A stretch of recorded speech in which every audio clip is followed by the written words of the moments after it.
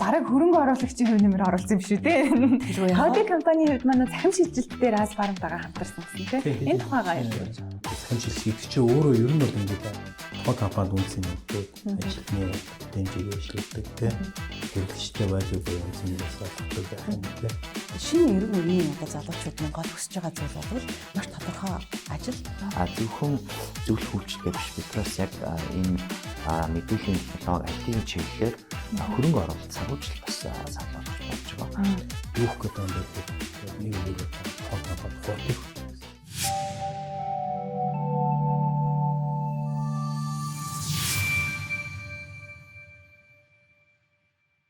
За лимончуудаа та бүхэн сайн байцгаана уу?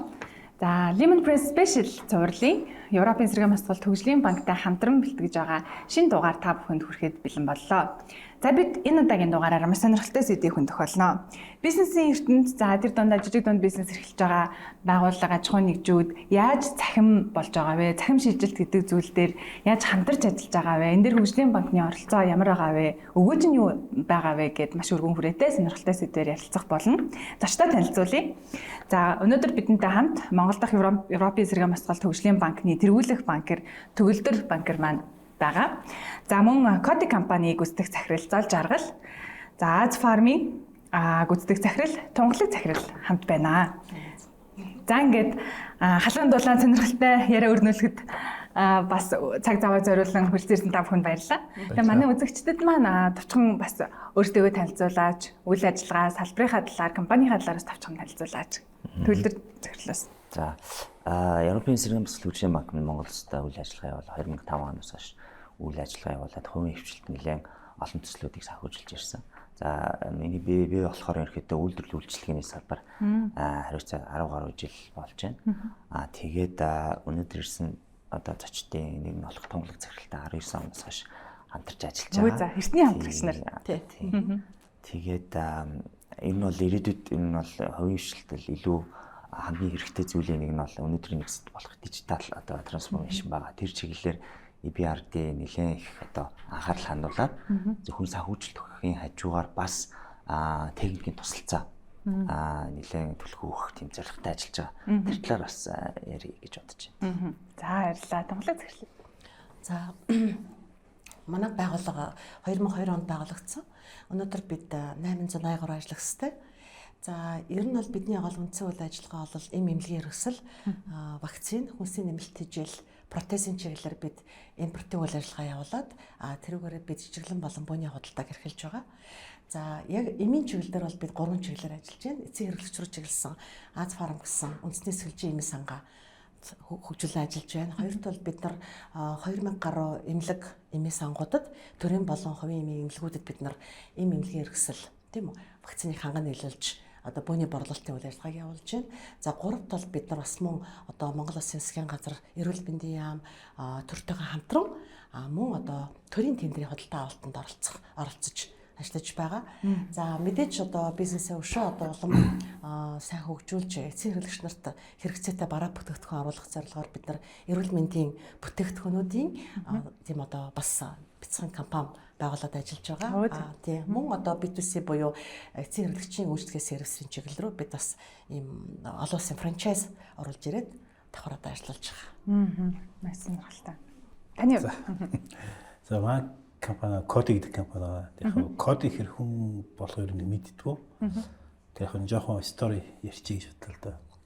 Яг шопинг хэр бараг хүн болго мэдчихэж байгаа бах тий. Ингээд бид 2016 онд анх эхэлж исэн. Анх ер нь бол нөө тухайн үед Монгол улсад e-commerce хэрэгтэй байна тий. Цахим худалдаа гэж хэрэгтэйгээд анх бид дөрвөлээ суугаад анх эхэлж исэн. За тэгээ яг тухайн үед бол ингээл банкны салбарч юм одоо онлайн төлбөр тооцоо хүргэлт. За тэгээд харилцагч байгууллагуудын соёлын за эцэг хэрэглэгч буюу худалдаа өгч. Тэр бүгд бэлэн биш. Тэгээ бидэд эхнээс нь бас ингээл хөгжих юуг нь хийгээ явчихсан. За тэгээд яг шопинг маань өөрөө нэлээд аюу танигтай хүмүүсийн харсан онлайн худалдаа авалт хийдэг болоод тэгээ 2019 онд ер нь энэ шийдэл маань томоохон компаниуд бас хэрэгтэй байна гэдэг. Тэгээд бид анх Next Electronics компанид яг шопинг хийсэн технологи ер нь шийдлээ өгч ийсэн гэсэн. Тэгээд Коди гэдэг компани 2019 онд бид байгуулад одоогор бид нэг 100 гаруй тийм ер нь томоохон бүх байгууллагуудтай хамтарч ажиллаад одоо нэг клиентийн нэг нь болохоор Asfarm баг. Зөв. Одоо Shopee-тэй бол хамаарал болсон юм шүү дээ. Яг ер нь бол нэг л компани л да дээрээ өөр компани тийм технологийн чиглэл юм шүү дээ. Кодыг гэхээр тантай кодоор л ярмаар санагдчих. Яг бид тэгэл онлайн худалдаа гэхэр чинь аюу бол юм байна да. Зөв бит бараа хөргөх онлайн сервисүүд байна. Одоо анхны бараг л бид чинь таад санаж ивэл 2019 он 18 онд ч лөө Playtime гэл фестивалийн тикет бид нар онлайнаар зарж ирсэн. Одоо Shopee бол одоо юу гэдэг Монголын хамгийн том тикет борлуулдаг платформ болсон. Тэгэхэд одоо тухайн соёл байсан шүү дээ тийм цаасан тикет авдаг. Тэгэхээр бид яарсан энэ онлайн байх хэрэгтэй гэл тийсэн. Одоо бол цаасаар тикет авдаг газар бол байхгүй болсон. Тэнгүүд онлайнтай холбоотой, сервистэй холбоотой бүхий л ер нь шийдлүүд төр бид нэр арталтан л ажилладаг гэсэн үг л дээ ер нь тийм компани. Зөв. За та бүхэн маань ер нь яаж яваад хамтарч байгаа тий? Энэ хамтын ажиллагаа ер нь ямар схемээр явж гин вэ? Тий? Юм ханган нийлүүлгээд үндсэн 3 чиглэлээ та танилцууллаа. Энд илүү технологийн салбарт тий? Цахим худалдаа гэж байгаад одоо консалтенси чиглэл рүүгээ явж байгаа гэд тайлбарлалаа. Хамтын ажиллагаа яаж эхлэв? Ямар хүрээнд хэн ямар оролцоотой хамтарч байна гэдгийг бас манай үзэгч мэдээлэл өгөх. За би эхлээд тариулъя. Ерөнхийдөө манай банк нь яг эмийн салбарт одоо тухайлбал одоо эмийн худалдаа үйлчлэгийн үзүүлдэг одоо энэ салбарт бол нэлээд дээр үес анх Монс компанитай хамтарч ажиллаж эхэлсэн. Тэгээд тэрний дараагаар бодол бид нар ерөнхийдөө бусад бас компаниудтай хамтарч ажиллах сонирхол нэлээд өндөр байгаад тэгээд ялангуяа одоо манай тухайд хамтарсан санхүүжилтийн бүтээгдэхүүн гэдэг нөө RSF гэдэг ийм бүтээгдэхүүнтэй бид нар хоёр банктайгаа ажиллаад эхэлсэн. Энэ шугамар бол Хас банктай бид нар хамтраад яг эмийн салбар үйл ажиллагааг болж байгаа одоо хамгийн тэргүүлж байгаа компаниудын нэг болох Asfarmтай санхүүжилт олох тэдний одоо нөө шинээр эмийн сангаа нэмэгдүүлэх төр төсөлтөөр нь санхүүжилт өгөх сонирхолтой байгаад тэгээд орж ажилласан. Тэгээд тэрнийхэн хажуугаар бид нар бас зөвлөх үйлчилгээний нэлээд олон хөтөлбөрүүдэд санал болгоод тэр нь бол амжилттай явж байгаа. Тэр талаар бол туулах захидлал ярих тийм. Яг оноотой. Тэгэхээр одоо яг ингээд юм жижиг аж ахуй нэгж байж байгаад ингээд дунд руу ороод ингээд компани ингээд томроод ирэх тусам байгууллагад их чухал зүйл болдог нь бол энэ бол стратеги зөв тодорхойлох тийм ээ. Төвлөрч ажиллах. Тэгэхээр манай байгууллагын хувьд бол их олон чиглэл рүү орж ажилламаар юм асуудал босч ирэл тэ. Тэгээ аль нь зөв бэ гэдэг асуудал босч ирж байгаа юм л да. Тэгэхээр бид нар ер нь стратегийн зөвлөх үйлчилгээ тэ одоо хаана хамгийн сайн өгч байгаа вэ гэд ингээд явхлаар тухайн үед бол Европын цэргийн басгалтын банкыг бидэнд бол хэлсэн. Энэ банкнд хандаач. Банк 19 онд. Тийм 18 онд. 18 онд. Тэгээд бид бас яг Хас банктай ажиллаж байсан. Тэгээд бид нар ер нь бол одоо манайх ийм одоо нэлээд хэдэн чиглэлээр ажилламаар байдаг. Тэгтээ бид нарт нөөц маань хязгаартай тийм үү? Цаг хугацаа хязгаартай юм байна гэдэг асуудлыг тавихад бол айгүй зөв байна тийм. Манай банк бол энэ талаар айгүй сайн зөвлөгөө өгч чадна гэд. Тэгээд бид нар хамтраад ер нь ярилцаад тийм. Ингээд энэ чиглэлээр бол бид нар Европын цэргийн басгалтын банкнаас санхүүжилт тийм зээл авахаас гадна өшөө мөн одоо 3 үе шаттайгаар 3 одоо том зөвлөх үйлчилгээ манай авсан байдгийг 18 оноос хойш. Тэгээд тэр зөвлөх үйлчилгээгээ бид нар авахтаа бол анх бол байгууллагынхаа 5 жилийн одоо стратегийн чиглэл төлөвлөгөөг тодорхойлох тал дээр бидэнд Швед улсын одоо эмийн одоо AstraZeneca компанид айгүй олон жил ажилласан Swin гэж зөвлөхийг Burn гэд хоёр том стратегийн зөвлөхийг Европын цэргийн басгалтын банк бидэнд тэр хүмүүсийн зөвлөх үйлчилгээг өгөх боломжийг олгоод тэгээд бид нар тэр одоо зөвлөхөтэй ажиллаж эхэлсэн байдгийн мөн одоо нэгдүгээр үе шатанда бид нар нөөцийн удирдлага сайжруулмаар байна тийм ийм бол одоо Монгол улсад бол өнөөдрийн байдлаар бол ер нь 6500 орчим юм бол Монгол улсад бүртгэлтэй хэрэглэгдэж байгаа боловч бүтээгдэхүүн болгон өөрийн гэсэн бодлоготой, өөрийн гэсэн маркетингтэй, зах зээлтэй хэрэглэгчтэй болоод ирдэг. Эвгээрээ бол эмийн бизнесийн одоо ялгарл онцлог байдаг л да. Энийг бид нар их этиктэй, ёс зүйтэй зөв хийх хэрэгтэй байдаг. Тэгэхээр энэ дээрээ бид нар ер нь нөөцийн удирдлагын зөвлөх үйлчлэгээ хамааран гэсэн биднийг дэмжиж манай дээр холбооны бүгдийн арга Герман улсын Ханс Холлер гэж маш туршлагатай юм зөвлөхийг бидэнд бол одоо бас холбож өгсөн байдгийн бид нар энэ хүмүүстэй бараг 2 жил гаруй ажилласан. Тэгээд энэ олон улсын экспертүүдтэй хамтраад бараг олон улсын компани шиг ажиллаа гэсэн үг. Тийм. Тэгэхээр бидэнд бол ийм одоо дэлхийн тэр туршлагатай том компаниудад ажиллаж байсан ийм том зөвлөхүүдийг холбож өгч биднийг одоо бизнесийг ингэж чадахч болоход бол Европын цэргийн басгалтын банк те одоо Хас банк бол маш их одоо хувь нэмэр оруулсан байдаг юм аа. Тийм. Тэгээд бид дараа нь бол эми сангийнхаа салбаруудыг хөгжүүлэх тал дээр зөвлөх үйлчилгээ авсан. Мөн одоо цаашаа хөгжүүлээд бид нар одоо стратеги тодорхой болцсон ч гэсэн аливаа одоо компанид бол гүйцэтгэх удирдлагын баг буюу executive management team гэдэг бол маш чухал зүйл байдаг. Тэгэхээр энэ одоо багийг бий болгоход бас ер нь бол бизнест бол аливаа зүйл бол одоо өөрийн туршлагаар явахаас гадна заавал одоо тийм мэдлэг боловсрал туршлага хэрэгтэй. Тэгээ менежментийн баг, удирдлагын баг бол их мэдлэг сайтай хүчрхэг юм байх хэрэгтэй билээ. Тэгээ энэ тал дээр бол бас ингээ зөвлөх үйлчилгээ авсан. Тэгээ бид нар 3 удаа баг одоо 9 чиглэлээр зөвлөх үйлчилгээ аваад тэгээд манайхыг мөн одоо хөх тууц гэд дэлхийд одоо хэрэгжүүлдэг ийм Европын цэргийн босгалтын банкны энэ том хөтөлбөрт манай байгууллагыг, манай компаниг 49 компаниараа сонгосон байдгийг. Өө за. Тийм. Тэгээ хөгжүүлэх хөтөлбөрт хамрагдсан компани бол одоо үнэхээр одоо энэ бол аягүй азтай үйл явдал болсон. Тэгээ энэ одоо хамрагдсанараа бид нар маш их одоо бэлэн том үнийн дүнтэй зөвлөх үйлчилгээ өнгөө авдаг. Ийм боломжийг өгсөн. Яагаад гэвэл бид нар урдны зөвлөх үйлчилгээнүүд дээр манай байгууллагаас аягүй мэрийж бас аягүй сайн ажилласан гэсэн үнэлгээ авсан байдаг тийм. Манай менежмент бол аягүй сайжирсан. Тэрнээс гадна бүтээгдэхүүн үйлчилгээ аягүй сайжирсан. Бид нар эмчилгээний практикт хэрэгцээтэй маш олон сайхан эмийн бэлтгэлүүдийг нийлүүлж их олон зүйлийг одоо ангаах ухаанд нэвтрүүлсэн байдгийн. Тэгээд энэ мэх одоо үзүүлэлтүүдийн маань үнэлээд одоо бид нар хөгтөөс хөтөлбөрт хамрагдсан байдгийн. Тэгээд хөгтөөс хөтөлбөрийн маань зорилго ямар учиртай вэ гэвэл манай байгууллагыг бол танах бол одоо санхүүгийн хувьд маш чадварлаг компани болох хэвээр. Салбартаа бол тэргүүлэгч байх хэвээр. Мөн одоо салбартаа маш сайн одоо манлайлагчаас гадна зөвлөх үйлчилгээ үзүүлэх чадвартай ийм компани болох хэвээр. Мөн хөрөнгө оруулалтыг хийж одоо тийм дараагийн салбарууд руу хөрөнгө оруулалт их чадвартай болсон байх хэрэгтэй гэдэг ийм одоо чиглэлээр биднийг Blue Ribbon хөтөлбөрт хамруулад бид одоо хамтраад ажиллаад явж байгаа. Тэгэхээр та өөрөөр хэлбэл нөөцийн удирдлага, гүйцэтгэх засаглалын менежментийн төвшөнд мэдчлэн бас олон төрлийн гэлгүй явах бид нар тэр битгийл манах COVID-19-ийн одоо үе таарад тэр үед бол одоо зах зээлийн бүх нөхцөл байдал өөрчлөгдөөд хэрэглэгчийн зан төлөв байдал өөр болоо тий улс орон даяараа дэлхийд даяараа маш их өөрчлөлт бий болсон шүү дээ. Тэгэхэд тэр үед бол ямар арга хэмжээ авах уу, яаж бид ажиллах уу гэхэд бол манай гадны зөвлөхүүд COVID-19 үед яг ийм тусгай юм нөхцлөөр яг богино хугацааны юм стратеги бариад та нар одоо яг ийм менежментээр ажил гэдэг зөвлөгөө хүртэл бидэнд өгөөд тэр үед бид нар мөн ажилд авч гарч ирсэн байх. Бараг хөрөнгө оруулагчийн хувь нэмэр оруулсан юм шүү дээ. Ходи компанийн хувьд манай захим шилжилт дээр Аз фармтайгаа хамтарсан гэсэн тийм. Энэ тухайгаа ярьж өгөөч. 19 мөн 20 лөө. Тэр яг сандгүй явсан. Аз фарм маань биднэрт хандаад бид нэр одоо энэ чинь Аз фармын хувьд болохоор офлайн сейлстэй яг одоо бөөний болон жижигхэн сейлсүүд эмээс ангараач тийм үү. Юу байхгүйсэн гэхээр захим бодолтой. Одоо үед чинь болохоор хэрэглэгч нэг захимаар мобайл аппарат ч юм уу вебер ч юм уу захиалга их хүсэлтэй болсон тэр хэсэг байхгүй. За энэ тал дээр нь бид эцсийн хэрэглэгч рүү чиглэсэн B2C захим бодолтой гэж ярьдаг. Тэрэн дээр эхлээд бидэд хамтарч ажиллаад амжилттай нэвтрүүлээд тэгээ дараагийн стейж рүү орсон. Дараагийн стейж нь болохоор B2B худалдаа тийм бөөний худалдаа гэж ярьсан. Тэр нь болохоор тэр хэсгийнхаа дараагийн үйл ажиллагаа бас эхлээд яваад бас энэ онд амжилттай гүйцэтгэж өгөөд дахиад дараагийн ингээ 3 дахь стейж рүү ороо явчаа. Тэр нь арай шинэ төсөл явчаа. Зөв. B2C буюу эзэн хэрэглэгч рүү яаж захим худалдаа нэвтэрсэн талаар улам дэлгэрэнгүй бүгдээрээ ярилцсан. Гэтэ үүнээс өмнө Төгөлдөр банкраас бас асуумаар санагдлаа. Хүүхд тууз гэдээ онцолж байна те. Гэхдээ нэг сонирхолтой асуулт байна. Жижиг дунд бизнес эрхлэгчид гэж те. Аз фармыг бодохоор ингээд 800 гаруй ажиллагчтай те.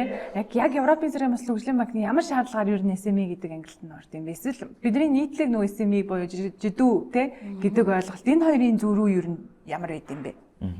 Яг одоо 2019 он гэхээр бид нар чинь бараг 6 жилийн өмнө бидэртэй хамтарч ажиллаж байгаа Аз фарм нь яг Европын одоо нэг холбооны тодорхойлолтоор 500 гаруй ажилчтай, 500-аас баггүй ажилчтай.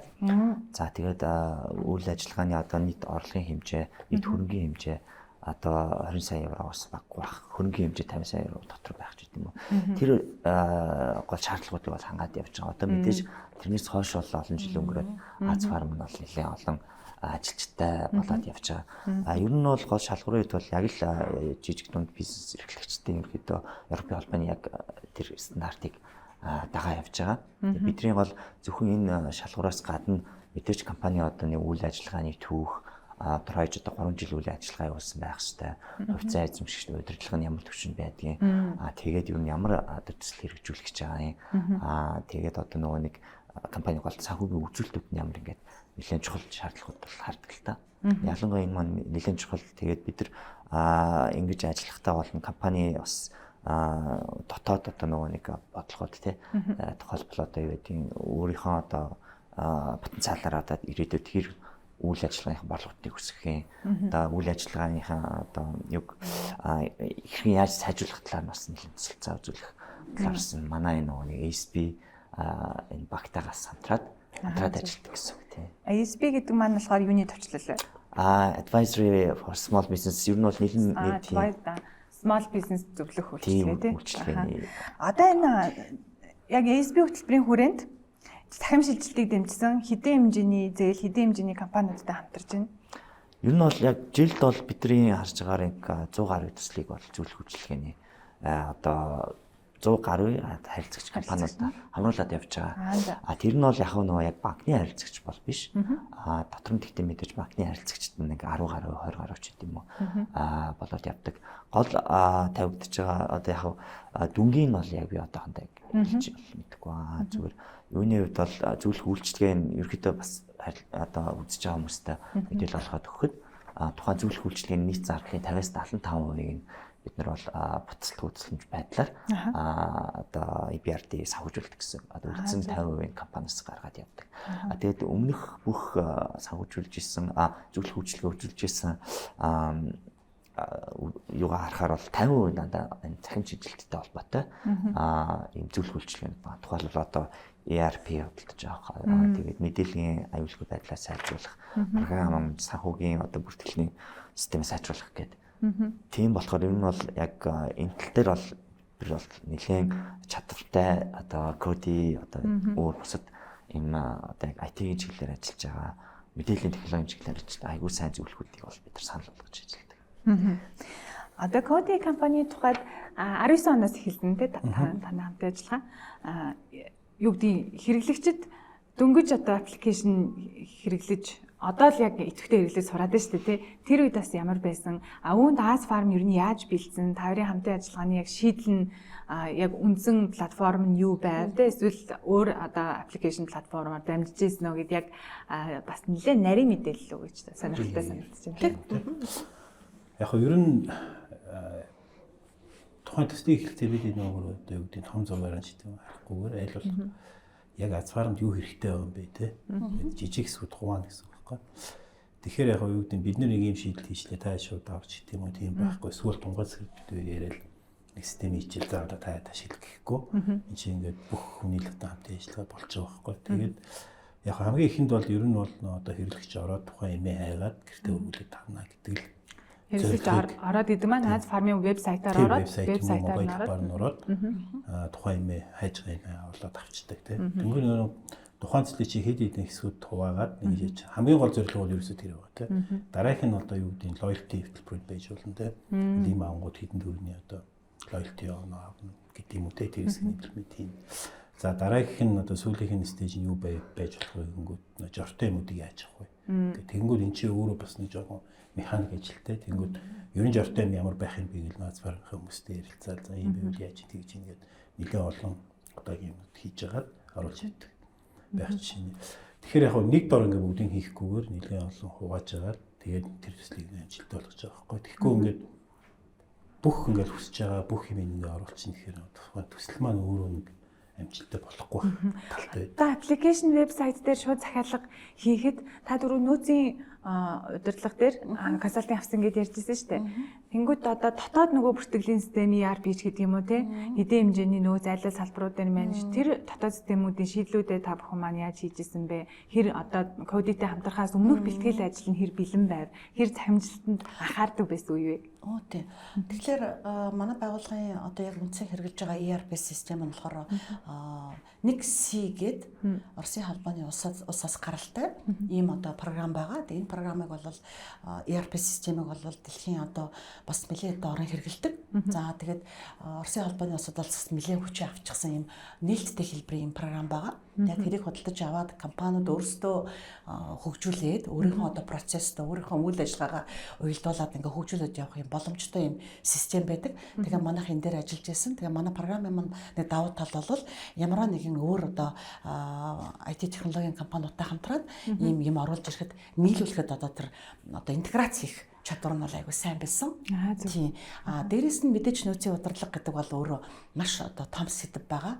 Тэгээ тэр тусмаа манай Монгол орн шиг ийм жилийн 4 улиралтай тий агарын тээвэр болон төмөр замын замаас одоо ер нь бол тээвэрлэлт олон улсын тээвэрлэлт бол далайд гарцгүй учраас их бэрхшээлтэй ийм одоо тохиолдолд эмнэлгийн хэрэгслийг импортлж оруулж ирж нөөцийг байлгана гэдэг бол хатуу бодлоготой байхыг бол зайлшгүй шаарддаг. Тэгээ энэ хүрээндээ бид нар мэдээж нөөцийн удирдлагатай зориулсан ERP системээ хөгжүүлээд тэрэндээ бид нар нэлээд зохицсон байсан гэж үзэж байгаа. Зөвхөн мэдээж технологийн компанитай ажиллахсан шалтгаан бол биднийг бол одоо энэ байдалд хүргэсэн нэг том зүйл бол хэрэглэгч өөрөө байгаа. Зөв. Тийм, хэрэглэгч өөрөө одоо ийм онлайн хэлбэр рүү орох те ийм онлайнаар захиалга хийх, цагаа хэмнэх ийм зайлшгүй шаардлага зах зээл дээр бий болсон. Танад хүргэлт байгаа юу гэж хэлсэн баг та тийм. Тэгэлгүй яг тийм болохоор дээрээс нь жаргуу имийн хэрэглээ айгүй өндөр болсон. Тэ сонголт цайтай болсон. Бүтээгдэхүүний мэдээлэл сурчлагаа зах зээл дээр өргөн болсон. Иргэдийн болон хэрэглэгчийн боловсрал дээшилсэн. Эрүүл байх ийм сонирхол ялангуяа одоо ковидын дараа бол их бий болсон шүү дээ. Ер нь ковид өвчнөөс хойш хэрэглэгчийн сэтгэл зүй бол эрүүл байхын төлөө болсон. Энэтэй холбоотойгоор бол ер нь түргэн шуурхай үйлчилгээ чанартай үйлчилгээ бол зайлшгүй шаардлагатай болсонтой холбоотойгоор бид нар B2C-ийн онлайн платформыг бол хөгжүүлэх ёстой юм байна. Тэгээд нэг зүйлийг бас бид нар ойлгосон. Ер нь бол одоо эмийн чиглэлээр мэргэжиж байгаа компани бол нийгмийн харилцааны хүрээндээ яг л тэр ажлаа маш сайн хийх ёстой. Тэр эмийнхэн стандартаа барих, чанартай эмээ оруулах, зөв хадгалах, тээвэрлэх те. Яг тэр технологийн чиглэл дээр бол технологийн компаниудаа ажиллах хэрэгтэй юм байна гэд. Тэгээд бид нар энэ Mind компанитай хамтраад бид нар хүсэлтэд тавиад ингээд хамтраад энэ одоо онлайн систем хөгжүүлсэн байна. Та компани бол өөрөө сонгосон юм те таны компанийнхаа. Яг ер нь манай улсад бас яг үндсэндээ бол IT технологийн тийм олон компаниуд бас байхгүй байгаа л да. Тийм болохоор одоо аль болохоор бид нар те 2-3 компани байна. Shopping L компанийн Next L-ийн гэдэг ч юм уу те. Тэгтээ яг тонгоо захирлын хувьд бол Mind манай технологи компани захирлыг сандаг байсан баг те. Тийм аль ямар бизнес гэдэг.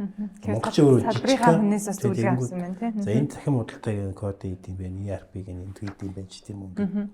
Тийм байхгүй. Тэгээ сонголт бол тэгэл. Тэгэхээр ер нь бол технологийн одоо чиглэлээр компаниуд ажиллах нь бол зайлшгүй тий. Тэгэхээр технологи гэдэг бол гэхдээ сайн одоо програм хангамж биш ээ тий. Технологи гэдэг бол дижитал буюу технологи гэдэг бол компанийн хувьд бол програм хангамж дээр нэмээд маш сайн боловсон хүчин хүний нөөц дээр нэмээд байгууллагын өнөөгийн өнөөдөр хүртэлгдсэн соёлын тухай цогц шийдлийг хэлж байгаа юм баггүй. Тэгэхээр энэтэй холбоотойгоор бид нар бол ер нь Монгол улстай хамгийн одоо өндөр түвшинд хөгжсөн компанитай хандаад бид нар бол одоо ажиллах нь цаг хугацааны явж зүгээр юм байна. Хоёрдугаар бид нар өөрсдөө мэдээлэл технологийн тий чиглэлээр ажиллахад хүнд болоод ирж байгаа. Таны яриаг сонсохоор хэдийн технологийн салбарт бүр айгүй өндөр бэлтгэгдсэн мэрэгсэн тий яг ийм ханган нийлүүлэх гэхээс илүүс тэр ойлголтуудыг мэддэг аль хэдийн орсын компанитай хамтраад бэлтгэл ажлуудаа хийсэн ийм сонсогдоод байгаа байхгүй.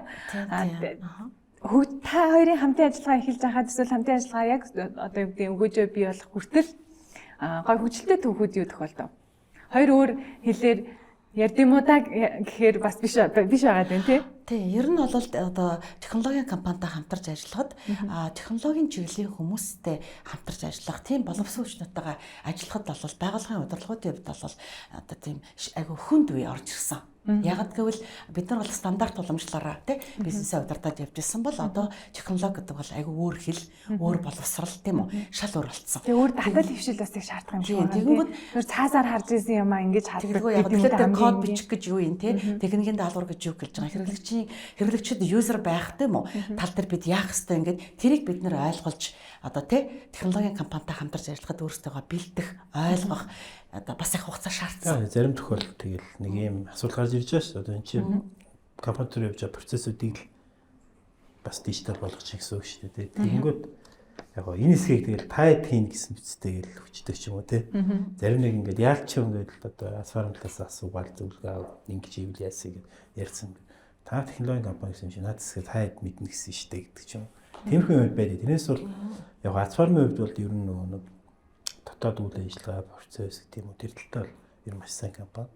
Юу хийх гэж байгаа, яах гэж байгаа гэдэг өөрөөсөө сайн мэддэг. Тэгэхээр нөгөө талдаа бидний шийдэл гаргаж байгаа талдаа бол нэг тийм асуудал гардгүй ер нь гайгүй явчихдаг гэсэн. Яг тийм хүндрэл бол нэг гараагүй зүгээр. Гэхдээ мэдээж байгууллагын одоо тийм суур бэлтгэл бол айгүй чухал тийм. Ягаад гэвэл энэнд одоо бэлтгэхийн тулд үндсэн менежментийн тийм одоо тэднэрээ сайн шийдсэн байх энэ айгүй чухал байгаа. Дээр нь нэмээд одоо мэдээж технологийн шийдэл рүү ороход тодорхой хэмжээний санхүүжилт хөрөнгө оруулалтаа бэлтгэхдээ ер нь бол энийг айгүй сайн төсөл гэж одоо үзэх хэрэгтэй байна. Тэгэхээр project management-ийн суурьтай сайтай байхаас эхлүүлээд ер нь хариуцлагатай байх асуудал бол одоо технологи руу орж ажиллах гэж ивэл компани дээр бол их сайн бэлтгэл ажлыг бол одоо базаасан байх хэрэгтэй. Үндсэн үйл ажиллагаа процессыг хүртэлтэй одоо сайжруулад ажилласан одоо дараа ISO тий ISO сертификаттай хүртэл компани байх хэрэгтэй тий. Тэгэх юм бол илүү амархан одоо дижитал шилжилт рүү ороход компанид өөрт нь болоод их амар болно гэж хэлмээр байна. Бүх юм цэгцтэй тий. EBRD-гийн хувьд бүс нутгийн хэмжээнд захим шилжилт рүү чиглэсэн том хөтөлбөрүүд нь юу вэ? Түүнээс одоо улбаалсан яг Монголд аль эсвэл бүс нутаг гэлтгүй зөвхөн Монгол зориулсан хөтөлбөр гэдэг ч юм уу. Энэ хөтөлбөрүүдийн ялгаа болон онцлогийн талаар таас хэлж өгөөч. EBRD-ийн хувьд бол хоёр том хөтөлбөр явж байгаа. Бүс нутгийн хувьд энэ нэгдүгээр болохоор digital transformation program гэдэг. Энэ нь болохоор яг зөвлөл үйлчилгээнд чиглэсэн.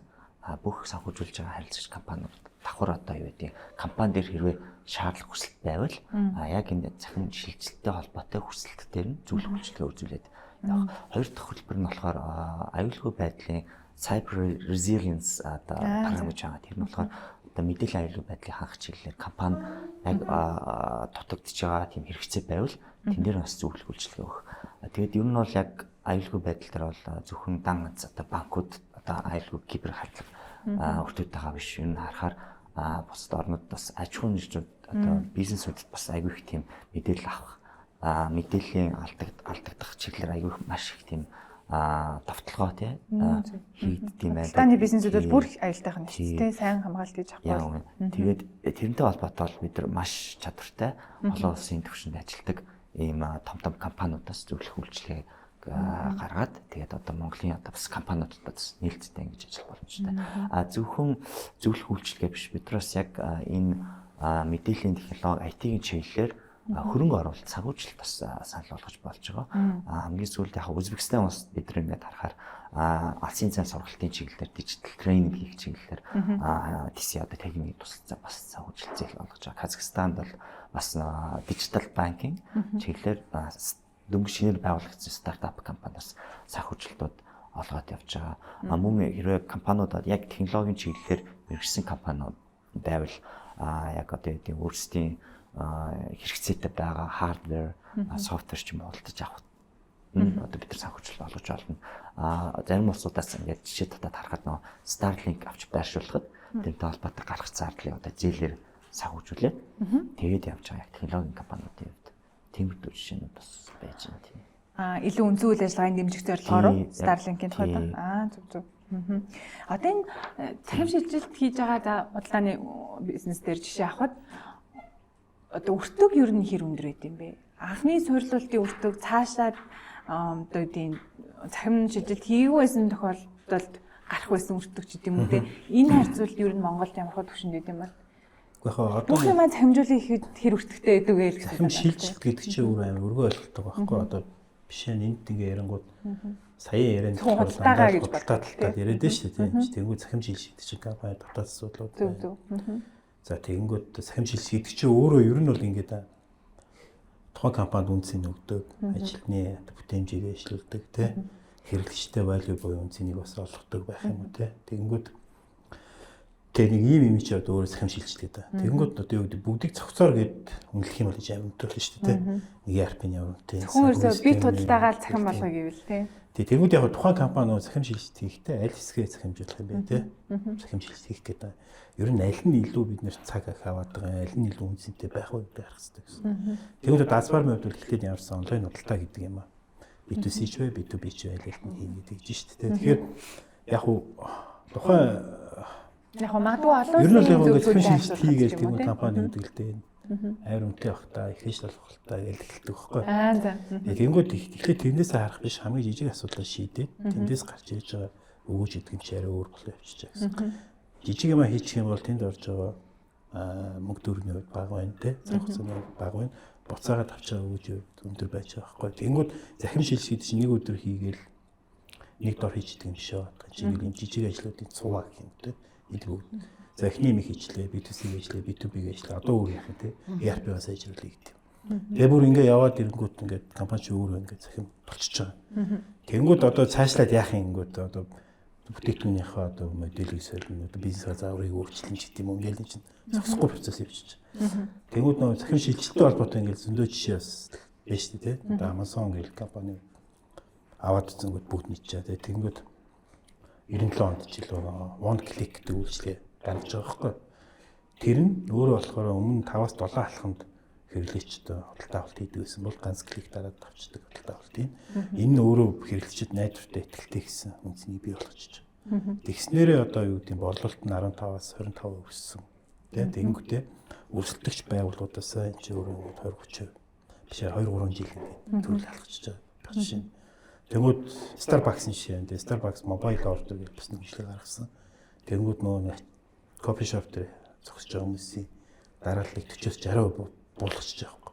Чи бүгдийг хийхгүй шүү дээ захим шилжилт. Тэгэнгүүтээ буцаад борлуулалт нь өссөн. Одоо Starbucks-ын 30% захиалга нь болохоор нөгөө мобайл аппараа авдаг байх жишээ. Бүр хамгийн том жишээ гэвэл Netflix-ийн жишээ шүү дээ. Биш ээ юу? Uber-ийн жишээ байхгүй тий. Одоо Монголд Uber Cab гэдэг тий. Тэр Uber чи өөрөө бол ингээд такси компани одоо жолооч юм жишээнгүү. Тэгтээ такси компани. Энд өөрөө юу н одоо амжилтанд хүрсэн юм гэдэг ингүүд миний харж байгаа шүү дээ. Илт бод байдал байгаа байхгүй. Энэ такси хизээр хийн, жолооч нь хийн, хэдэн дөр гарах юм. Ерөөсөө энд ийм үнцнийг бий болгоцсон. Тэгснээ тухайн 5 жилийн дотор 100 жил хөгжижсэн тэр одоо такси бизнесийг гүйцэтгэж байгаа. Тэгвэл захим шилжилт өөрөө юу өгөх гээд байгаа юм те энэ дижитал шилжилт нь өөрөө юу өгөх гээд байгаа юм бэ гэхээр нэг үгээр бол баг тухайн компанид хурдыг хөгжиж гэсэн. Хурд ер нь хурд.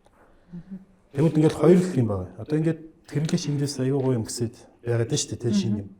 Заастаа энэ Asfar-ны аппаратаас та Netflix шиг амар гоё ажилтдаг те. Тэгэл Amazon шиг одоо найдвартай ч гэдэг юм уу. Тэгэнгүүт яг амьдрал дээр энэ апп нь ингээл 5 секунд ачаалал те ингээд нэгддэг байна. Хэрэглэгчийн хүлээлт юм байгаад идэг. Нөгөө талдаа нөгөө компани болохоор одоо юу гэдэг дотроо нэг Excel дээр юм бүртгээл цаасаар шийдвэр гаргаад идэг болонгууд хэрэглэгч компани өрөөж байгаа тийм зай өсчихэд байгаа байхгүй. Тэгэхээр тэр зайгаа нөхөхийн тулд тэрийг захим шилжилтээр л шийдэх гэдэг юм л тийм. Яг энэ нэр та сонирхолтой харьцуултуудыг хэллээ шүү дээ. За захим шилжилтийг хийснээр зардлаад идэв, борлуулалтын орлогоод идэв, магадгүй дахиад бүтээмжлэр хувь гаргаж болох бах тий.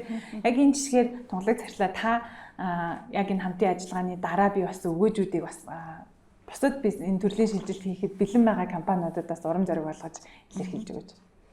За тэгэхээр өнөөдрийн одоо яг байдлаар болвол ер нь одоо яг зах зээл дээр маш их одоо ажиллаж одоо эрчимтэй ажиллая, компани хөгжүүлэе гэсэн одоо том компаниудын одоо байгууллагын удирдах стратегид бол ерөөсөө энэ дижитал шилжилт орчод байгаа юм. Энийг бол одоо бүр зайлшгүй сонгож байна. За энэ бол өнөөдөр одоо компани оршин тогтнохын үндэс болчиход байгаа. Нэгдүгээр. Тэгэхээр дараагийн нэг асуудал бол энийг одоо хийснээрээ дижитал шилжүүлснээрээ байгууллагын хувьд бол ерөөсөө нөгөө хэрэглэгчтэй байх, харилцагчтай байх, тэднийгээ ойлгох, тэднэр таарсан оновчтой бүтээгдэхүүнийг байнга хөгжүүлж бий болгох бизнес хөгжүүлэлтийн маань суур болчихж байгаа. Энэ бол бидэнд бол айгүй чухал. За дараагийн нэг зүйл юу вэ гэвэл мэдээж одоо энэ технологийн одоо шийдлүүдийг компани ашигласнараа хүнийхээ тоог бол тодорхой хэмжээгээр одоо хязгаарлах ийм боломж гарна. Яг гэвэл хүн хүчийг хүнийг сургана, хүнтэй ажиллана, хүний цалин хөлс өгнө гэдэг бол маш том одоо зардал болж байгаа. Тэгээд дэлхийн одоо тэр чигээр бас ийм одоо эдийн засгийн хямралтай болж байгаа үед юмны үн өсөх Монгол төгрөгийн ханш унах, инфляц өндөр болох ийм одоо хямралын үе ороод ирж байгаа тохиолдолд бол энэ айгүй хүнд. Тэгэхээр өнөөдөрдөө бол маш их хэмжээний хөрөнгө оруулалтыг оруулаад дижитал шилжилтийг бол компаниуд хийж байгаа. Магадгүй зарим нь зах зээлийн алдалтлаа хийж байгаа. Зарим нь бол бүр санхүүгийн үзүүлэлтэд хасаг гартлаа хөрөнгө оруулж байгаа. Гэвч энэ нь бол ирээдүйд бол одоо компани болоод цаашдаа процесс төвтөө гэхдээ мэдээж хүн төвтөө процесс people процесс гэж яриад байгаа шүү дээ. Тэгэхээр аль алийг нь хослуулсан ийм одоо найдвартай үйл ажиллагаатай ийм компани болоход бол энэ бол зайлшгүй ийм шаардлагатай болчиход байгаа. Тийм. Тэгэхээр энийг хийснээр компани бол технологиг ашигласнараа ашгаа нэмэгдүүлэх, тийм ээ, зарлаа бууруулах, тэгээ өрсөлдөх чадвараа сайжруулах. Зах зээлд оршин тогтнох юм суурь болох учраас дижитал шилжилт бол одоо бүх одоо удирдлагуудын, захирлуудын, бүх менежерүүдийн ажилтнуудын хувьд ч гэсэн зайлшгүй сурах ийм одоо бизнесийн соёлын нэг хэлбэр болчиход байгаамаа. Тэр та бол нэг тэгж нарийн тоо бодгүйгээр шууд ямар ч зүйл энэ чиглэлд өөрчлөлт авчихсан бол хөрөнгө оруулалт хийх нь зөрөгтэй шийдэлмөн гэж хэлгээд байна тийм. Одоохондоо ингээд зардал гарч иж болно тийм. Бүх юм чи өөрөө яг ингээд одоо хөрөнгө оруулалтын борлуулалт хэдөө өсвөл тэр хэмжээний ашиг хийж ин гэж харж бас болохгүй байна. Энэ ч амар өргөөр үний ойлголттой байхгүй тийм. Энэ талтан зардал нь буурч нөгөө талтаа нэг ажилтан ингээд байнга удаатай ажилт хийдгээс биш болно шүү дээ. Тэгвэл тэр ажилтны ажлыг бид нэр автоматжуулаад ингээд өгч юм нөгөө ажилтнууд хайп болдог ч юм. Шиг айгүй олон юм ба. Тэгээд соёл муу юу гэдэг тийм. Бүр цаашлаад одоо ер нь тухайн компани процесс өөрөө ямар байх юм. Тэгвэл яг хүн ингээд өргөөрөөр харах юм бол амар үнэтэй болох гэдэг тийм. Жижигхэн юмас ингэж харж болох байхгүй юм. Ганцхан өөрчлөлт гэдэг ч юм уу тийм. EBRD-ийн хувьд одоо байгаа энэ чиглэлд хийсэн хөрөнгө оруулалтуудын хамтын ажиллагаануудын өгөөж бусад бас та сонирхолтой компаниудын жишээнээс хуваалцаж яг нүдэн дээр ингээ өөрчлөгдөд бас үр дүнд хүрж байгаа тийм. Өөр магадгүй сонирхолтой салбаруудын яг захим шилжилттэй үйлдсэн одоо яг санхүүжилт үйл ажиллагаа хамтарсан юм дээр бол одоо ер нь өнгөрсөн жил өмнөх жил хэсэг эхлээд явж байгаа. Зөв. Ганцхан нэмж тодруулахад зөвлөх үйлчилгээнүүдийг ингээ сонгохдоо олон экспертүүдийг сонгохдоо ч юм уу те тухайн байгууллагад тохирсон ханаас яаж хэнийг нь яаж болгоо одоо та AstraZeneca гэж түрүү дурдчихсан шүү дээ те ханаас яаж ямар зарчмаар ямар баг бүрэлдэхүүнээр ч гэдэг юм ямар шат дараатаагаар ер нь энэ сонголтуудыг хийгээд байна. Ер нь бол олон улсын зөвлөх үйлчилгээнд дэр бид нар дэлхийд ерөнхийдөө танигдсан том компаниудад маш олон жил ажиллаад одоо гүйцэтгэх албанд маш олон жил ажиллаад тэтгэвртэй гарцсан. Одоо яг консалт чиглэлээр ажиллаж байгаа өндөр туршлагатай одоо захирлуудыг авчираад яг тухайн салбар дээр нь одоо нөгөө нэг тохирсон одоо экспертизээ өгөх боломжтой. Тэр захирлуудын одоо нөгөө CV-нүүдийн одоо харилцагч компаниудад танилцуулж гин гэсэн. Тэгэхээр EBRD өөрийн гэсэн тийм экспертүүдийн пүүлтэй байдаг гэсэн үг үү те дата базтай. Зөв. Тэндээсээ манай харилцагч компани энэ компани одоо энэ хүний одоо туршлага нь манай дээр илүү хэрэгтэй байна. Энэ үнэтэй ажиллавал бид нар ийм одоо боломж байж магадгүй гэдэг. Тэгээ сонгоод байна. Тэгэхээр цаг хугацаа их хэмжээ шүү дээ те одоо ингээд бизнесүүд бид нар ч одоо ингээд өөрсдөө хайгаал олоод тэгээ тэр найдвартай юу найдваргүй юу гэдэг дээрээс эргэлзээтэй. Тэгээ эдийн хүлээн зөвшөөрөгдсөн туршлагатай ийм хялбар бүтцтэй байд юм байна. За та бүхэнд маш их баярлалаа. Тэгээ төгсгөлд нь бас манай бас ижил төрлийн бизнес одоо хийж байгаа те захим шилжилтэд орохыг хүссэн тэр бизнес эрхлэгч нарт хандаад юу гэж хэлэх вэ гэдэг бас үгийгтэн сонсомоор байна. Тонголог захирлаас хэлье. За тэгэхээр дижитал шилжилт гэдэг тухай бид нар сая ярьлаа. Тэгээд ер нь бол одоо байгууллагын хувьд бол хүний нөөц бол айгүй чухал. Тэгэхээр одоо нөгөө шинээр төрөн гарч ирж байгаа нөгөө залуучууд маань тий одоо 5 жилийн дараа 10 жилийн дараа тий одоо нөгөө улам одоо нөгөө залуучууд маань боловсон хүчин болж гарч ирнэ. Тэгэхээр шинэ 90 үеийн одоо залуучуудын гол хүсэж байгаа зүйл бол маш тодорхой ажил тий альва зүйл бол одоо өдөр өдөртөө тодорхой байх гэдэг ийм зарчмуудыг шаардаад эхэлсэн. Тэгээ хүмүүсийн арга барил өөрчлөгдсөн. Тэгвэл дижитал технологи бол тэр залуучуудад бол их ойлгомжтой байх учраас тэр хүмүүс тэр бүтээмжлэг сайжрах нь тодорхой байна. Энийг бол одоо ирээдүйн одоо боловсон хүчний гол хэрэгцээ болж ирж байгаа учраас энэ бол айгүй зайлшгүй шаардлагатай маа. Хоёрдугаарт бол ер нь альва бизнесийг өргөжүүлж хийхэд одоо технологи бол айгүй зайлшгүй шаардлагатай болчиход байна. Технологи бидний цагийг хэмнэн, технологи бидний одоо боловсон хүчний тоог хэмнэн, бидний зарлыг хэмнэн. Дээр нь нэмээд технологи өөрөө тоон суурьтай байх учраас бид нар тоо гэдэг бол айгүй бизнесийн чухал одоо тий зүйл байдаг учраас бид нар тоон дээр анализ хийх тийм үү. Тэгээд дээрэс нь өшөө ирээдүйн таамаглаа тэр хийсэн тэр тоон дээр үндэслэж гаргах, форкаста гаргах, ирээдүйн таамаглаа гаргаж бизнесээ зөв төлөвлөх гэдэг дижитал шилжилт бол ерөөсөө зайлшгүй чухал юм аа. Тийм болохоор би бол одоо аж ахуйн нэгжүүдэд компаниудаа том жижиг гэхгүйгээр энийг заавал унших ёстой, судлах ёстой. Тэгээд энэ чиглэлээр мэргэсэн экспертүүдтэй уулзаж, захирлуудтай уулзаж зөвлөгөө авч ажиллах юм бол дээрээс нь манай одоо Европын сэргээн босголтын банк тийм үү? Бусад одоо том байгууллагууд руу хандаад явах юм бол энэ бол маш одоо чухал та бүхний менежментийн одоо нэг хэсэг болно гэж би одоо зөвлөж хэлмээр байна. За ямар ч байсан EBRD-тэйгээ сайн ойрхон байгаараа уулзаарай. За болоо тэгэхээр. Миний хувьд би л ингэж бодож байна. Одоо юу гэдэг орчин үед одоо дижитал шилжилтгүйгээр бол амьд үлдэх гэх юм уу те. Тэр өсөлтөнд үлдэх тийм боломжгүй болцсон те. Тэгэхээр яг одоо бүх юм одоо дижитал шилжилт бүгдийг дижиталаар шилжинэ гэж харахгүйгээр ямиг аль болох жижигсэн ч гэдэг юм те эхлээд. Өнөөдрөөс чамаагүй болох их хэрэгтэй л гэж хэлэх хэрэгтэй. Шатаратаагаар тийм шатаратаа. Том өрөөгөр нь харахгүй заяа. Эхлээд бид нэр энэ асуудлаа шийдчихээ дараагийн асуудлаа шийдэх гэдэг чинь. Тийм байдлаар нь ер нь дахин шилжилтийг хийх хэрэгтэй. Тэгж л хэлэх юм да. За маш их баярлалаа та бүхэнд. Төвлөр банкер. За EBRD-ийн хувьд бол бүх байгууллагуудтай ажиллахад нээлттэй байгаа. Ялангуяа одоо өөрсдөө тулгымдсан асуудал бизнесээ өргөжүүлэх тэр бүх чиглэлээр нь хамтарч туслах зүйлс бэлэн байгаа. Ялангуяа бизнесийг захим шилжилтэд бэлтгэх энэ консалтинг энэ хөтөлбөрөө сүүлийн 1-2 жилийн турш явагдаж байгаа тийм. Тэгэхээр шинэхэн хөтөлбөр байгаа. Өшөө олон байгууллагуудыг нэгтгэхэд бэлэн байгаа учраас олон бизнес нэгдээсэй гэж хүсэж байна. Та бүхэндээ маш их баярлалаа. Сонирхолтой хамтын ажиллагаагаа ярилцлаа. Бас үнэн бодит туршлага хаваалцсанд маш их баярлалаа. Баярлалаа. Үзэгчдээ Lemon Press Special цувралын энэ удаагийн дугаар та бүхэнд хүрэлээ. Хамт байсан баярлалаа.